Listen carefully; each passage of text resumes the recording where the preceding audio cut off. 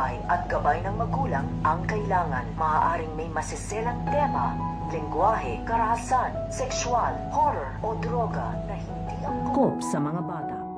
Magkakaroon na naman ng pagtatalo dito nga kay Rigor at kay Lolo Tanding, dahil ito nga si Lolo Tanding ay sumugod na nga ito dito nga kay Marites upang sabihin nga dito ang kanyang nakita at ang kanyang nasaksihan, dahil nakakasigurado na nga dito ito nga si Lolo Tanding na ito nga si Rigor at ito nga daw si Lena ay meron nga daw itong lihim na relasyon, dahil nakita nga dito at nahuli nga dito nga nila Lolo Tanding sa akto ito nga si Rigor at ito nga si Lena. So, hindi nga kaagad dito naniniwala ito nga si Marites hanggang sa dumating na nga dito ito nga si Rigor, at muli nga ay magtatalo nga dito ito nga si Rigor at ito nga si Lola Tanding. Kaya nga ito nga si Lola Tanding ay nagwawala na nga ito sa galit, dahil hindi nga dito inaamin ito nga ni Rigor na meron nga silang relasyon nito nga daw ni Lena, at sinisira nga lang daw nito nga ni Lola Tanding ang kanilang pamilya. Kaya nga ito nga si Marites ay hindi na nga ito naniniwala dito nga sa kanyang ina